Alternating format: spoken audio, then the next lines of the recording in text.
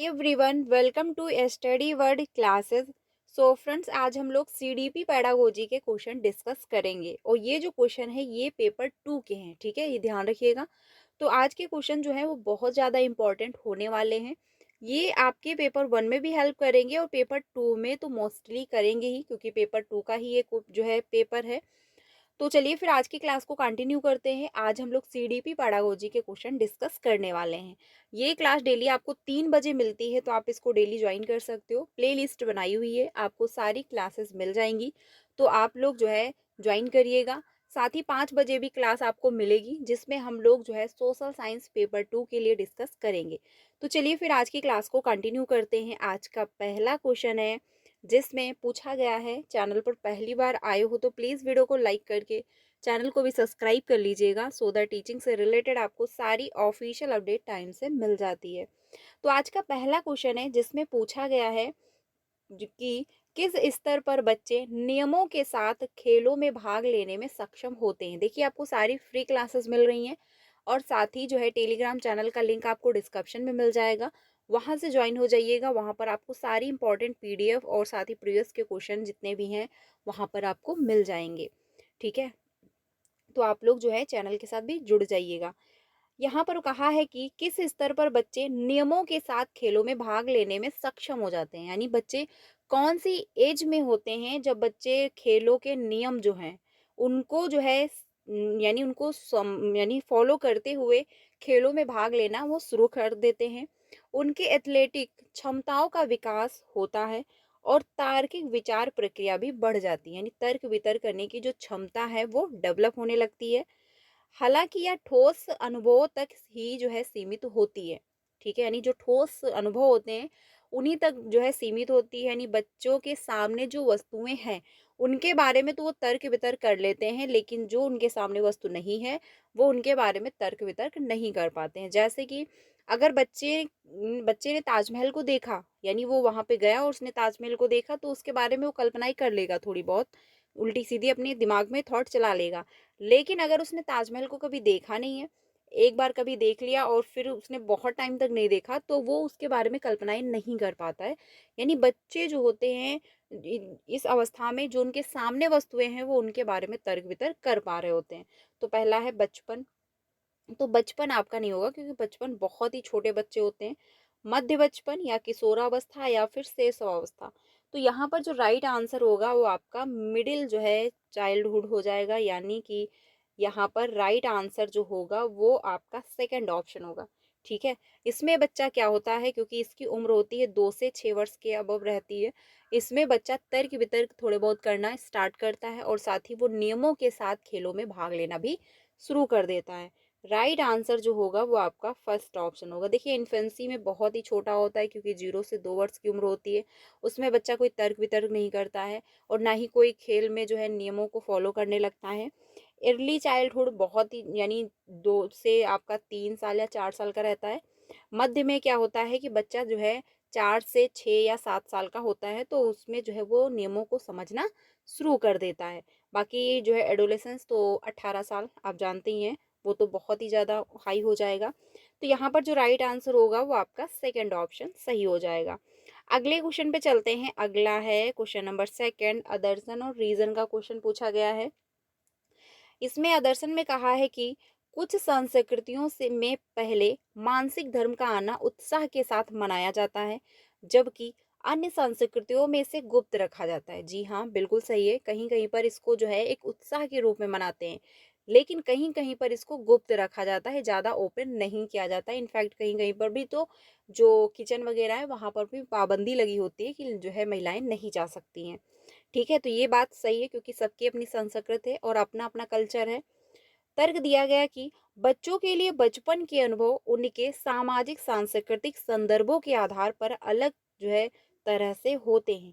यानी कि जो बचपन के अनुभव होते हैं बच्चों के, वो सबके अपने अलग अलग होते हैं, क्योंकि सभी बच्चे अपने अपने अलग अलग कल्चर से आए हुए हैं, सबका बैकग्राउंड अलग है, तो उनके जो अनुभव हैं वो अलग अलग होते हैं। ये भी बात बिल्कुल सही है। तो यहाँ पर जो है ए वो भी सही है और आर भी सही है, यानी कि पहला ऑप्शन आपका राइट होगा कि ए और आर दोनों सही हैं। आर ए की सही व्याख्या भी कर पा रहा है। राइट आंसर यहाँ पे आपका फर्स्ट ऑप्शन सही होगा, सेकंड ऑप्शन नहीं होगा, थर्ड भी नहीं होगा, फोर्थ भी नहीं होगा। आंसर यहाँ पे आपका फर्स्ट ऑप्शन सही हो जाएगा। अगले क्वेश्चन पे चलते हैं। अगला है क्वेश्चन नंबर थर्ड, जिसमें पूछा है डेवलपमेंट के बारे में कि यानी डेवलपमेंट क्या है। तो अव्यवस्थित होता है या फिर जो है पूरी तरह से अप्रत्याशित है। देखिए, अगर यहाँ पर जीन पियाजे के अकॉर्डिंग पूछ लिया जाता कि डेवलपमेंट क्या है, तो आप कह सकते थे कि ये डिसकंटिन्यूअस प्रक्रिया है, ठीक है।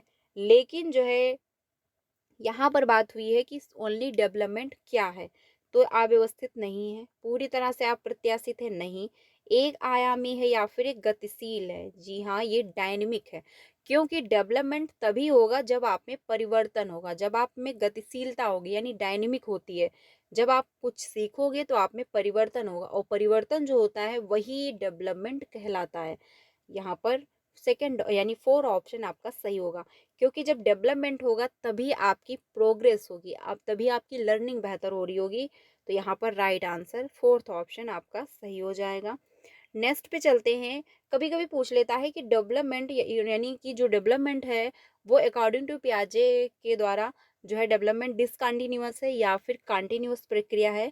तो हमेशा ध्यान रखिएगा कि डेवलपमेंट को पियाजे ने क्या कहा है, डिसकंटिन्यूअस प्रक्रिया कहा है, ठीक है। ये मोस्ट इंपॉर्टेंट है, ये जो है कभी कभी पूछ लेता है आपको कंफ्यूजन करने के लिए, क्योंकि एक माइंडसेट रहता है कि डेवलपमेंट जो है वो हमेशा क्या है, कंटिन्यूअस प्रक्रिया है, क्योंकि हम निरंतर जो है आगे बढ़ते रहते हैं, कुछ ना कुछ सीखते रहते हैं।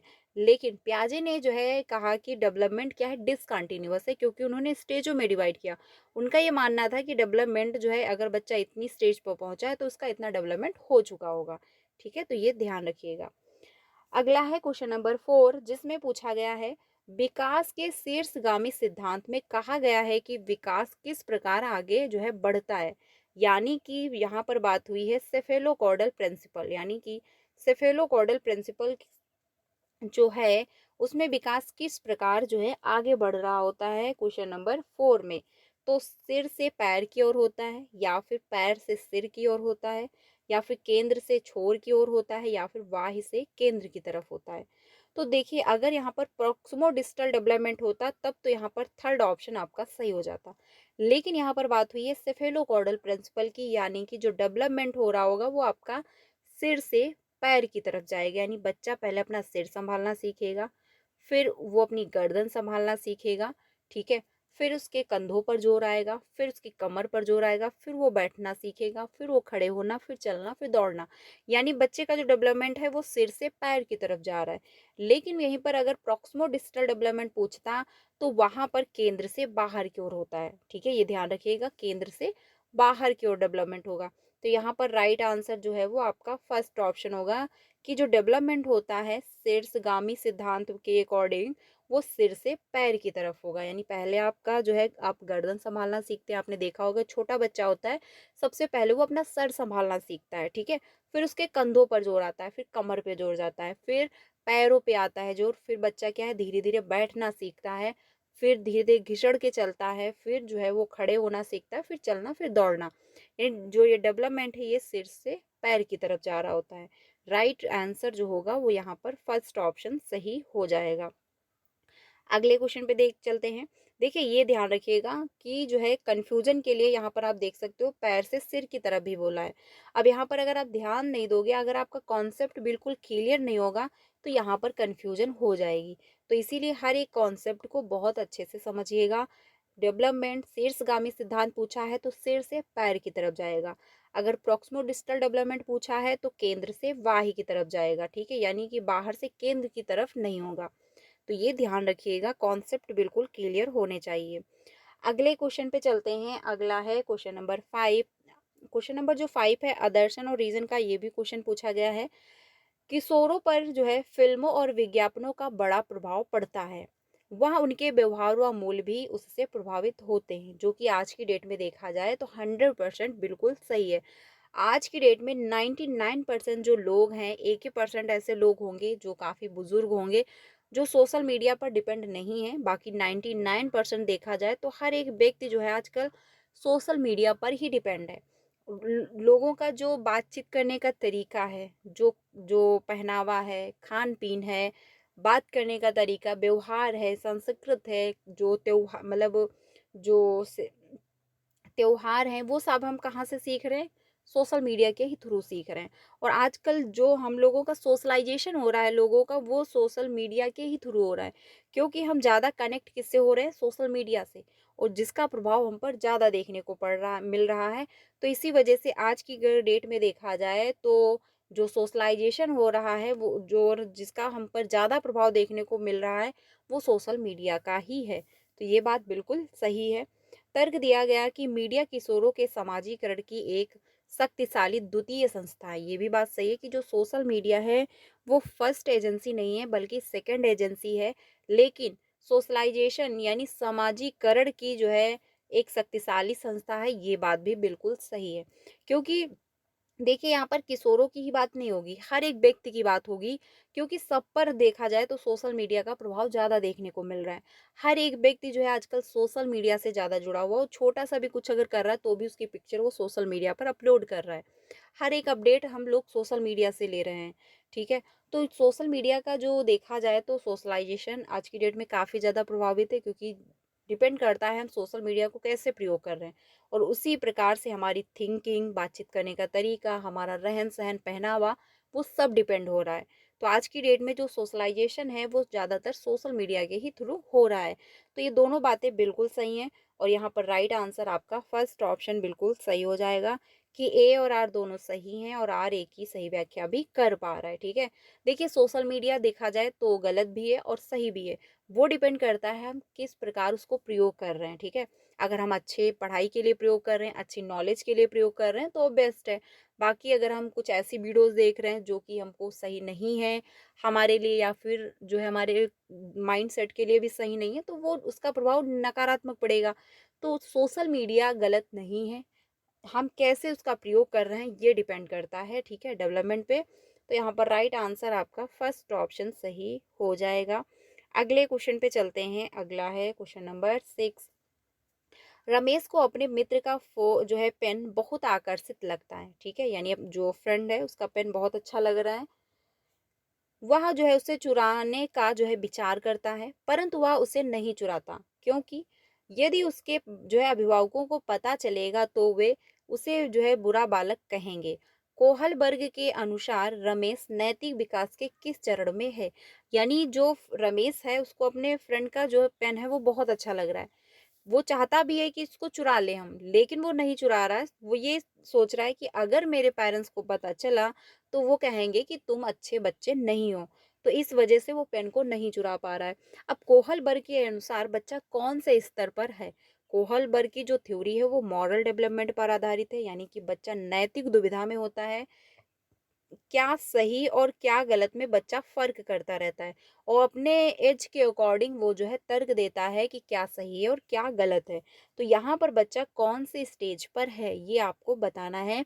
तो कोहलबर्ग ने 3 जो है स्टेजेस दी हैं, जिसमें से 6 चरण दिए गए हैं। ये इम्पोर्टेंट है, ध्यान रखिएगा कि 3 स्तरों में इन्होंने बच्चे का डेवलपमेंट डिसाइड किया है, साथ ही 6 चरणों में इन्होंने बाँटा हुआ है। यहाँ पर जो राइट आंसर होगा क्वेश्चन नंबर फर्स्ट का, वो यांत्रिक जो है सापेक्षता अभिविन्यास नहीं होगा। सजा व आज्ञाकारिता अभिविन्यास नहीं है, क्योंकि वो इसलिए नहीं चुरा रहा है कि जो है पेरेंट्स को पता चल जाएगा तो मार पड़ेगा या पिटाई हो जाएगी, धुनाई हो जाएगी। वो इसलिए नहीं, वो इसलिए कह रहा है कि अगर हमने चुरा लिया पेन और पेरेंट्स को हमारे पता चल गया तो कहेंगे कि तुम अच्छे बच्चे नहीं हो, यानी अच्छा लड़का अच्छी लड़की अभिविन्यास, यानी good girl and good boy orientation है बच्चे में। बच्चा जो है फर्स्ट स्टेज की, यानी कि जो है बच्चा फर्स्ट स्टेज पर, सॉरी फर्स्ट बच्चा सेकंड स्टेज की फर्स्ट चरण पर है, ठीक है, ये ध्यान रखिएगा। यहाँ पर राइट आंसर आपका फोर्थ ऑप्शन सही हो जाएगा। अगले क्वेश्चन पे चलते हैं। अगला है, क्योंकि बच्चा इसलिए पेन नहीं चुरा रहा कि अगर उसके पेरेंट्स को पता चलेगा तो कहेंगे तुम अच्छे बच्चे नहीं हो, ठीक है, तो राइट आंसर वहां पर फोर्थ ऑप्शन होगा। अगले क्वेश्चन पे चलते हैं। अगला है क्वेश्चन नंबर जो है 7, जिसमें पूछा गया है जीन पियाजे के संज्ञानात्मक विकास के सिद्धांत की एक प्रमुख आलोचना उनका यह विश्वास है कि सभी बच्चे 4 चरणों के क्रम में एक ही तरीके से जो है प्रगति करते हैं। ये बात बिल्कुल सही है, या ये क्या है, इनकी एक आलोचना है। देखिए जरूरी तो नहीं है एक 5 साल का बच्चा है और हो सकता है वो अपने हाथ से उठाकर ग्लास भी उठाकर पानी ना पी पाता हो, और एक वहीं पर 5 साल का बच्चा है तो शायद वो बैलून बेच के अपना पेट भर रहा हो। तो ये कहना गलत होगा कि इस स्टेज पर बच्चा अगर पहुँचा है तो उसका इतना डेवलपमेंट हो चुका होगा। वो डिपेंड करता है कि उसका कल्चर कैसा रहा है, उसका एनवायरनमेंट कैसा मिला है, उसकी परवरिश कैसी हुई है, ठीक है? तो ये जो है 100% नहीं कहा जा सकता कि सभी बच्चे का डेवलप एक ही सीक्वेंस में होता है। हो सकता है जो है 1 साल का बच्चा हो गया हो और वो शायद बैठ ना पाता हो क्योंकि उसकी परवरिश बहुत अच्छे से नहीं हुई है, उसको अच्छे पोषण नहीं दिए गए हैं, और एक हो सकता है 1 साल का बच्चा खड़े होकर चलना सीख गया हो। तो ये कहना बहुत ही ज़्यादा जो है सही नहीं होगा कि सभी का डेवलपमेंट एक ही सीक्वेंस में होता है। यही जो है जीन पियाजे की आलोचना भी है, जो कि देखा जाए बिल्कुल सही है। अब तर्क दिया गया कि सामाजिक सांस्कृतिक जो है कारक संज्ञानात्मक विकास में एक जो है महत्वपूर्ण भूमिका निभाते हैं। ये बात बिल्कुल सही है कि जो समाज का जो यानी जो समाज में संस्कृति है, जो रीति रिवाज हैं हमारे, वो क्या है संज्ञानात्मक विकास में महत्वपूर्ण भूमिका निभा रहे होते हैं। ये बात बिल्कुल सही है क्योंकि कल्चर कैसा रहा है, कैसे हमारे रीति रिवाज हैं, कैसा अब हमारा बैकग्राउंड है, कैसे हम इन्वायरमेंट में रह रहे हैं, वैसा ही हमारा एक माइंड बनता चला जाता है, एक डेवलपमेंट यानी कॉग्निटिव डेवलपमेंट हमारा वैसा ही होता चला जाता है। आपने देखा होगा कुछ बच्चे ऐसे इन्वायरमेंट से होते हैं जहाँ पर बहुत अच्छे लोग हैं, बहुत अच्छे शिक्षित हैं, तो वहाँ का बच्चा जो है किसी से बदतमीजी से बात नहीं कर पाएगा, वो हमेशा आप करके बोलेगा और बहुत रिस्पेक्टफुली बात करेगा। लेकिन वहीं पर दूसरे ऐसे बच्चे हैं जहाँ का कल्चर अच्छा नहीं रहा है, जहाँ पर लोग एक दूसरे का सम्मान नहीं करते हैं, तो शायद उसके लिए जो है हो सकता है वो आपका अपमान भी कर दे और आपसे अच्छे से बात भी ना करे। लेकिन उसको ये फ़ील नहीं होगा कि ये मैंने गलत किया है क्योंकि उसको लगता है ये बिल्कुल सही है। रीज़न ये है कि उसका एनवायरनमेंट उसको वैसा ही मिला हुआ है, ठीक है? तो कल्चर जो होता है या फिर जो समाज में जो रीत-रिवाज़ हैं, ये हमारी कॉग्निटिव डेवलपमेंट को काफ़ी ज़्यादा प्रभावित कर रहे होते हैं क्योंकि हमारी एक वैसी ही मानसिकता बनती चली जाती है। तो यहाँ पर दोनों बातें बिल्कुल सही कही गई हैं। तो यहाँ पर राइट आंसर आपका फर्स्ट ऑप्शन होगा। ए और आर दोनों सही हैं और आर ए की सही व्याख्या भी कर पा रहा है, ठीक है? राइट आंसर फर्स्ट ऑप्शन आपका सही होगा। जो भी आपको आंसर बताए जा रहे हैं ऑफिशियल आंसर की से बताया जा रहा है, तो प्लीज़ ये डाउट मत रखिएगा कि आंसर जो है वो गलत है, ठीक है? राइट आंसर यहाँ पे फर्स्ट ऑप्शन आपका सही होगा, बाकी ऑप्शन गलत हैं। अगले क्वेश्चन पे चलते हैं। अगला है क्वेश्चन नंबर 8, जिसमें पूछा है किस चरण में बच्चों की तर्क जो है शीलता समस्या को एक ही पहलू से पग जो है प्रत्यक्ष दिखाई देने वाली अनुभूति पर सीमित रहती है, ये यहाँ पर बताना है क्वेश्चन नंबर 8 में। तो पहला है औपचारिक पारंपरिक या फिर पूर्व संक्रियात्मक, मूर्त संक्रियात्मक या फिर अमूर्त संक्रियात्मक। तो बात यहाँ पर हुई है तर्कशीलता समस्या को एक ही जो है पहलू से प्रत्यक्ष दिखाई देने वाली अनुभूति पर जो है सीमित होता है। अब ये जो तर्कशीलता जो है, तो ये कहाँ प्रत्यक्ष की यहाँ पर बात हो गई, यानी कि बच्चा तर्क तभी कर पाता है जब वस्तुएं उसके सामने होती हैं। तो नॉर्मल सी बात है, जो बच्चा जब 2 से 7 वर्ष की उम्र में होता है और जो वस्तुएं उसके सामने हैं वो उसके बारे में तर्क वितर्क कर पा रहा है, सोच पा रहा है, समझ पा रहा है, तो यानी कि वो प्री ऑपरेशनल स्टेज पर है। राइट आंसर आपका सेकंड ऑप्शन सही होगा अकॉर्डिंग टू प्याजे, क्योंकि प्याजे का ये कहना है कि जब बच्चा 2 से 7 वर्ष की उम्र में है और अगर प्री ऑपरेशनल स्टेज पर है तो उसके सामने जो वस्तुएं हैं वो उसके बारे में तर्क वितर्क कर पाएगा, ठीक है? तो राइट आंसर यहाँ पर आपका सेकंड ऑप्शन सही हो जाएगा। कॉन्क्रीट ऑपरेशनल स्टेज में होता है कि जो वस्तुएं उसके सामने नहीं भी हैं, बच्चा उसके बारे में भी सोच समझ पा रहा है। लेकिन यहाँ पर राइट आंसर आपका सेकंड ऑप्शन सही हो जाएगा। अमूर्त में मतलब होता है फॉर्मल ऑपरेशनल स्टेज का मतलब है कि बच्चे के सामने कोई वस्तु नहीं भी है, तो भी उसके बारे में वो कल्पनाएँ कर पा रहा है, ठीक है? यानी कल्पनाएँ होती हैं इसमें, और यहाँ पर जो राइट आंसर होगा वो आपका सेकंड ऑप्शन होगा। अगले क्वेश्चन पे चलते हैं। अगला है क्वेश्चन नंबर 9, जिसमें पूछा है निम्न में से कौन लेव वाइगोस्की के सिद्धांत से उत्पन्न होने वाला एक कक्षा जो है निहितार्थ है, ये यहाँ पर बताना है। लेव वाइगोस्की से रिलेटेड जो है क्वेश्चन नंबर 9 में पूछा गया है। पहला है शिक्षकों को चाहिए कि वे बच्चों के समर्थन के लिए दिए जाने वाली मदद की स्तर और मात्रा में बदलाव करें, या फिर शिक्षकों को उद्दीपन और प्रतिक्रिया के अनुकूल और अनुकूलन को सक्षम जो है करना चाहिए, या फिर शिक्षकों को सकारात्मक और नकारात्मक दोनों तरह के, तो दोनों तरह के आप जो है बच्चों को नकारात्मक पुनर्बलन आप नहीं दोगे। शिक्षकों को जो है स्मृति रणनीतियों को बढ़ाने के लिए तैयार करना, यानी बच्चों को आप रटवाने के लिए तैयार कर रहे हो, तो ये भी नहीं होगा। अनुकूलन ये नहीं होगा। यहाँ पर राइट आंसर आपका फर्स्ट होगा कि शिक्षकों को चाहिए कि वे बच्चों के समर्थन के लिए दिए जाने वाली मदद की स्तर और मात्रा में बदलाव करें, क्योंकि अगर जहाँ पर भी बच्चे को दिक्कत हो रही है तो आप उसमें चेंजमेंट लाओगे। ये नहीं है कि आप बच्चों से कह दोगे बस हम इतनी ही हेल्प करेंगे, ये फिक्स नहीं है। अगर बच्चे को आपने थोड़ी सी हेल्प की और बच्चा जो है नहीं समझ पा रहा है तो आप उसकी थोड़ी और मदद करोगे। यहाँ पर राइट आंसर आपका फर्स्ट ऑप्शन सही हो जाएगा। अगले क्वेश्चन पे चलते हैं। अगला है, बच्चों में नैतिक विकास का सिद्धांत किसने प्रतिपादित किया है? अब यही अभी मैंने जस्ट आपको बताया था कि कोहलबर्ग ने जो है नैतिक दुविधा यानी मॉरल डेवलपमेंट की थ्योरी दी हुई है। वही क्वेश्चन यहाँ पर पूछ लिया गया है, क्वेश्चन नंबर 10। तो यहाँ पर नॉर्मल सी बात है, कोहलबर्ग आपका सही हो जाएगा, क्योंकि उन्होंने नैतिक विकास का सिद्धांत दिया हुआ यानी मॉरल डेवलपमेंट की थ्योरी इन्होंने दी हुई है। नैतिक दुविधा रहती है क्या सही और क्या गलत गलत है, इसमें बच्चा फ़र्क करता रहता है, अपनी एज के अकॉर्डिंग जो है वो बताता है कि ये सही है या फिर नहीं सही है। राइट आंसर यहाँ पर आपका सेकंड ऑप्शन होगा। लेव वाइगोस्की की जो थ्योरी है वो जो है समाज पर आधारित यानी सामाजिक जो है सांस्कृतिक सिद्धांत है। ये भी आप ध्यान रखिएगा, कभी कभी पूछ लेता है। अगले क्वेश्चन पे चलते हैं। अगला है क्वेश्चन नंबर 11, जिसमें पूछा है वाइगोस्की के अनुसार निम्न में से क्या बच्चों को समीपस्थ विकास के क्षेत्र की दूरी तय करने में मदद करेगा? अब ये समीपस्थ क्षेत्र का जो विकास होता है, मान के चलिए ये आपका जो है एक दायरा है जिसमें आपको लगता है कि आप खुद से जो है अपनी हेल्प कर सकते हो, लेकिन एक ये दायरा है जिसमें आपको किसी की मदद चाहिए होगी, तभी जाके आप इतना आपका ग्रो हो पाएगा। वो कैसे? मान के चलिए आपने सीटेट की आप तैयारी कर रहे हो और आपको लगता है कि अगर हम खुद से तैयारी करेंगे तो शायद हम कुछ हद तक तैयारी कर पाए, लेकिन आप में ये एबिलिटी है कि अगर आपको किसी की हेल्प मिल जाए तो सीटेट आप फर्स्ट अटेम्प्ट में भी क्लियर कर सकते हो। तो जो अब आप में ये योग्यता है और आप किसी की मदद लोगे, क्योंकि किसी की अगर आपको हेल्प मिल जाएगी तभी जाके आपका जो है सीटेट क्वालिफाई हो सकता है। तो इसके लिए आप किसी टीचर की मदद लोगे, किसी कोचिंग को ज्वाइन करोगे या फिर कोई बुक लोगे, कोई प्रैक्टिस सेट लोगे। तो इससे क्या है, ये जो आपको मदद दी जा रही है, कोई टीचर के थ्रू भी हो सकती है, कोई फ्रेंड के थ्रू भी हो सकती है, तो जिसके थ्रू भी आपको हेल्प मिल रही है, वो जो हेल्प दी जा रही है वो क्या है, इसके फोल्डिंग हो जाएगा, जो कि दिख नहीं रही है बट हेल्प मिल रही है। ठीक है, लेकिन जिसके थ्रू मिल रही है, मान के चलिए आपका कोई फ्रेंड है, आप उससे जो है सीडीपी पढ़ रहे हो। अब आप जो सीडीपी पढ़ रहे हो, वो जो आपको सिखा रहा है, वो हेल्प जो दे कर रहा है आपकी, वो है इसके फोल्डिंग। और आपका जो दोस्त है वो हो जाएगा आपका MKO। ठीक है, ध्यान रखिएगा, वो हो जाएगा आपके लिए MKO।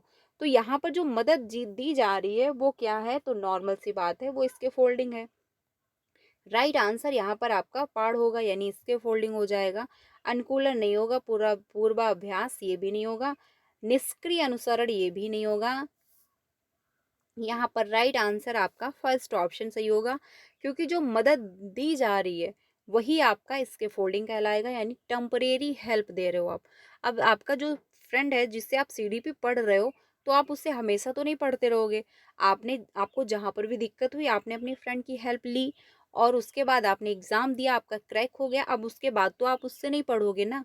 तो टेम्परेरी हेल्प मिल रही होती है, जब आपको हेल्प मिल जाती है फिर आप आगे बढ़ते हो और फिर आप आगे जो है कुछ और आप आगे कुछ और करना स्टार्ट कर देते हो। तो जो टेम्परेरी हेल्प मिल रही होती है उसी को कहा जाता है इसके फोल्डिंग। अगले क्वेश्चन पे चलते हैं। अगला है क्वेश्चन नंबर 12। हार्वर्ड गार्डनर जो है बुद्धिमत्ता के जो है स्थिर लक्षण होने की पारंपरिक सोच की आलोचना करते हैं। निम्न में से कौन सी बुद्धि को उन्होंने 8 प्रकार की बुद्धिमत्ता में शामिल नहीं किया है? अब हार्वर्ड गार्डनर की जो थ्योरी है वो मल्टीपल इंटेलिजेंट पर आधारित है और इन्होंने 8 प्रकार की बुद्धि बताई हुई है। सीटेड ने 8 प्रकार की बुद्धि को वेरीफाई किया हुआ है और हमको 8 प्रकार की बुद्धि को पढ़ना है। ठीक है, बस 8 प्रकार की बुद्धि से क्वेश्चन पूछा जाता है। तो बात यहाँ पर हुई है नहीं शामिल किया है। तो प्राकृतिक बुद्धिमत्ता को इन्होंने क्या है शामिल किया है।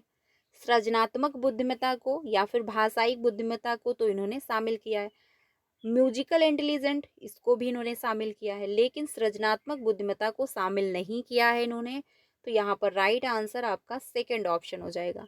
अब जिनको भी 8 प्रकार की बुद्धि पता होगा कि जो है हार्वर्ड गार्डनर ने 8 प्रकार की बुद्धि कौन कौन सी बताई है, तो वो यहाँ पर आंसर निकाल सकते थे। ठीक है, क्योंकि शामिल नहीं किया है तो सृजनात्मक बुद्धिमत्ता को इन्होंने शामिल नहीं किया हुआ है। बाकी प्राकृतिक बुद्धि शामिल है। भाषाई बुद्धि का एग्जाम्पल आप जानते हैं, नेता वगैरह हैं, और साथ ही जो शायर हैं या फिर जो गाना कंडक्ट करते हैं यानी सॉन्ग वगैरह लिखते हैं, ये इनमें भी भाषाई बुद्धि बहुत पाई जाती है। क्योंकि आप जानते हैं गानों के थ्रू जो है चांद को भी जमीन पर ले आते हैं।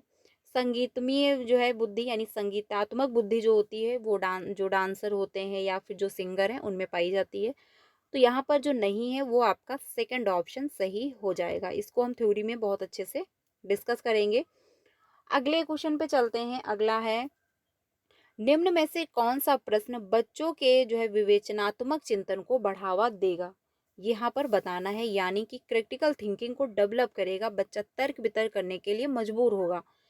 तो यहाँ पर जो है ये संख्या दी गई है, को जोड़ना है, यानी जोड़ जोड़ क्या है, तो आप इसको जोड़ दोगे, इसका राइट आंसर आ जाएगा। अब इसमें कोई तर्क वितर्क करने की जरूरत नहीं है।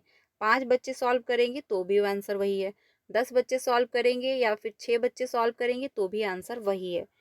दूसरा विश्व युद्ध कब हुआ, इसका भी एक फिक्स आंसर है, चाहे 5 बच्चे बताएं चाहे 10 बच्चे बताएं, आंसर एक ही आने वाला है। महात्मा गांधी का जन्म किस वर्ष हुआ, ये भी इसका फिक्स एक आंसर है। इसमें विवेचनात्मक चिंतन डेवलप नहीं होगा। लेकिन हम पूर्वाग्रह व जो है रूढ़िवादी सोच को कैसे चुनौती दे सकते हैं, यानी जो समाज में जेंडर स्टीरियोटाइप बना हुआ है, इसको हम कैसे जो है चुनौती दे सकते हैं, कैसे इसको हम समाप्त कर सकते हैं। अब इसमें हर बच्चा अपना अपना पॉइंट ऑफ व्यू देगा कि हमको जो है क्या है, बच्चों को यानी लड़कियों को आगे जो है बढ़ने के लिए मौके देने चाहिए, या फिर जो है जो आज का कल्चर है उससे अवगत कराना चाहिए। तो बहुत सारे अपना पॉइंट ऑफ व्यू देंगे, और ये भी कहेंगे धीरे धीरे जो है स्कूल से स्टार्ट करना चाहिए, क्योंकि टीचर की जो थिंकिंग होती है वो बच्चे को काफ़ी प्रभावित करती है। और अगर टीचर जो है स्टेरियोटाइप नहीं दर्शा रहा है तो धीरे धीरे बच्चों के भी माइंड में ये जो स्टेरियोटाइप बना हुआ है वो नहीं बनेगा, और ये धीरे धीरे खत्म होगा। ठीक है, तो हर बच्चा अपनी अपनी राय देगा, तो इसमें विवेचनात्मक चिंतन डेवलप होगा, क्योंकि इसका पार्टिकुलर एक आंसर नहीं होगा। ठीक है, यहाँ पर राइट आंसर आपका सेकंड यानी फोर्थ ऑप्शन सही होगा। यानी ओपन एंडेड क्वेश्चन जो है वो होना चाहिए, पार्टिकुलर एक ही उसका आंसर नहीं होगा। अगला है, आदर्शन और रीजन का फिर से क्वेश्चन पूछा गया है, जिसमें कहा है कि शिक्षकों को बच्चों के मूल्यांकन के लिए मानकीकृत पाठ्यक्रम और प्रक्रियाओं का पालन करना चाहिए। अब यहाँ पर ये गलत हो जाएगा, क्योंकि मानकीकृत पाठ्यक्रम आपका पॉजिटिव नहीं है। ठीक है, मूल्यांकन के लिए आप मानकीकृत पाठ्यक्रम प्रयोग नहीं करेंगे, क्योंकि बच्चे एक प्रकार के नहीं हैं, तो बच्चों की जब एबिलिटी एक प्रकार की नहीं है तो हम उनका जो है आकलन भी एक प्रकार से नहीं करेंगे। अगला है, तर्क दिया है कि समावेशी शिक्षा का उद्देश्य मतभेदों को खारिज कर सभी को समान बनाने की दिशा में काम करना। तो ये भी यहाँ पर निगेटिव होगा। देखिए, सभी जो मतभेद है आप उनको खारिज नहीं करोगे, और समान बनाने की दिशा में आप काम करोगे, यानी सभी बच्चे एक समान हैं, तो एक समान नहीं है। बच्चे एक समान हैं, लेकिन हर बच्चे की एबिलिटी क्या है, हर बच्चे की योग्यता क्या है, हर बच्चे की नीड क्या है, हर बच्चे की आवश्यकताएं क्या हैं, उसको हम ध्यान में रखते हुए बच्चे की लर्निंग करवाते हैं। ये होता है इंक्लूसिव क्लासरूम। ठीक है, यानी ये नहीं कि सभी बच्चे समान हैं। अब जिस बच्चे को देखने में प्रॉब्लम है, अब ये नहीं कहोगे कि सभी बच्चे समान हैं, सभी समान बैठेंगे, ऐसा नहीं। जिस बच्चे को देखने में प्रॉब्लम है आप उसको आगे बैठा लोगे, जिस बच्चे को सुनने में समस्या है आगे बैठा लोगे, जिस बच्चे को चलने में प्रॉब्लम हो रही है कुछ ऐसी एक्टिविटी करोगे कि बच्चा बैठ सकता है एटलीस्ट, तो बैठने की जगह पर वो इन्वॉल्व होना चाहिए, ऐसी एक्टिविटी आप प्लान करोगे। और साथ ही जो है अगर बच्चे को लिखने में प्रॉब्लम हो रही है तो आप उससे मॉरल तरीके से जो है उसका आकलन करोगे, या फिर उससे कुछ जो भी आपको डिस्कस करना है आप कर सकते हो, पूछ सकते हो जो है। ठीक है, तो यानी हर तरीके से बच्चे को आप इंक्लूड करोगे, ये नहीं कि समान तरीके से आप बच्चे को इंक्लूड कर रहे हो। बच्चे की जो नीड है, जो उसकी आवश्यकताएं हैं, उसको हमको ध्यान में रखते हुए बच्चे का जो कल्चर है, जो लैंग्वेज है, कैसा भी बैकग्राउंड है, हमको सबको इंक्लूड करना है और उसी के आधार पर हमको बच्चे की लर्निंग करवानी है। यहाँ पर दोनों जो है ऑप्शन गलत दिए गए हैं। राइट आंसर आपका फोर्थ होगा कि ए और आर दोनों क्या है, गलत हो जाएंगे। फर्स्ट ऑप्शन नहीं होगा, सेकंड भी नहीं होगा, थर्ड भी नहीं होगा, फोर्थ ऑप्शन यहाँ पर आपका सही हो जाएगा। अगले क्वेश्चन पे चलते हैं। अगला है, शिक्षकों को जेंडर तटस्थ भाषा का प्रयोग करना चाहिए और चर्चा करनी चाहिए कि जेंडर एक सामाजिक संरचना है जिससे डैश डैश को बढ़ावा मिले। तो किसको बढ़ावा मिलेगा, ये जो है यानी कहा गया है कि शिक्षकों को जेंडर तटस्थ भाषा का प्रयोग करना चाहिए। यानी एज अ टीचर के रूप में आप क्लासरूम में, जैसे जो कहा जाता है कैमरा मैन, अक्सर बोला जाता है कैमरा मैन, लेकिन हमको क्या प्रयोग करना है, कैमरा पर्सन। अब कैमरा मैन जरूरी तो नहीं कि, अब एक माइंड बना हुआ एक स्टोटाइप ही तो है कि कैमरा मैन यानी जो फोटो खींचने वाला होता है वो मैन ही होगा, हो क्यों, ऐसा जरूरी तो नहीं है, लड़कियां भी हो सकती हैं। तो हमको प्रयोग करना है कैमरा पर्सन, यानी कि व्यक्ति, अब वो लड़का भी हो सकता है, लड़की भी हो सकता है। तो हमको ऐसे शब्द का प्रयोग करना है जिसमें स्टीरियोटाइप ना दर्शाता हो, यानी जेंडर स्टीरियोटाइप ना दर्शाता हो। धीरे धीरे जो है अगर हम ऐसे वर्ड का प्रयोग करना स्टार्ट करेंगे और एज अ टीचर के रूप में अगर आप क्लास में ऐसे शब्दों का प्रयोग करोगे तो इसका प्रभाव बच्चों पर ज़्यादा देखने को मिलेगा और समाज में जो जेंडर स्टीरियोटाइप बना हुआ है ये धीरे धीरे खत्म होगा। तो यहाँ पर जेंडर जो है समता यानी जेंडर इक्विटी की बात हो रही है, उसको जो है बढ़ावा मिलेगा। यहाँ पर राइट आंसर आपका फोर्थ होगा। जेंडर रूढ़िबद्धता यानी स्टेरियोटाइप नहीं होगा, भेदभाव नहीं, अनुरूपता नहीं, यहाँ पर जेंडर इक्विटी की बात होगी। क्योंकि जब आप जो है ऐसे वर्ड वर्ड का प्रयोग करोगे जहाँ पर किसी एक पक्ष को अप्रिशिएट नहीं किया जा रहा होगा, तो धीरे धीरे जो समाज में जेंडर स्टेरियोटाइप बना हुआ है ये खत्म हो जाएगा। क्योंकि अगर आपने कैमरा मैन का प्रयोग किया तो आपको एक माइंडसेट बना हुआ है पहले से कि जो है कैमरा मैन ही होगा। अब आपने कैमरा पर्सन प्रयोग कर दिया तो इसमें लड़की भी हो सकती है और लड़का भी हो सकता है। तो यहाँ पर जेंडर स्टेरियोटाइप को आप नहीं दर्शा रहे हो। ठीक है, तो धीरे धीरे ऐसे ही जो है समाज में जो रूढ़िबद्धता बनी हुई है वो समाप्त होगी। यहाँ पर राइट आंसर आपका फोर्थ ऑप्शन सही हो जाएगा। सो फ्रेंड्स, ये थे 15 क्वेश्चन जो कि मैंने आप लोगों के साथ डिस्कस किया हुआ है। कल हम लोग 16 से स्टार्ट करेंगे, यानी आज हम लोगों ने 15 क्वेश्चन जो कंप्लीट किए हैं, कल हम लोग 16 से स्टार्ट करेंगे। तो आज के लिए इतना ही। 15 ऑफ आपके कितने सही हुए कमेंट में ज़रूर बताइएगा, इससे आपका एनालिसिस होगा कि जो है आपने कितने क्वेश्चन अटेंड किए हैं, कितने आपके सही हुए हैं और कितना आपका जो है तैयारी हो रहा है। तो आज के लिए इतना ही। क्लास कैसी लगी कमेंट में ज़रूर बताइएगा। बाकी डेली क्लासेस आपको 3 बजे मिल रही हैं, 5 बजे, तो आप ज्वाइन करें। और साथ ही टीचिंग से रिलेटेड कोई भी ऑफिशियल अपडेट आता है तो आपको ज़रूर इन्फॉर्म कर दिया जाता है। तो चैनल के साथ भी बने रहिएगा। वीडियो अच्छी लगी हो तो लाइक करिएगा और अपने सारे फ्रेंड को शेयर कर दीजिएगा। मिलते हैं नेक्स्ट वीडियो में। Thank you.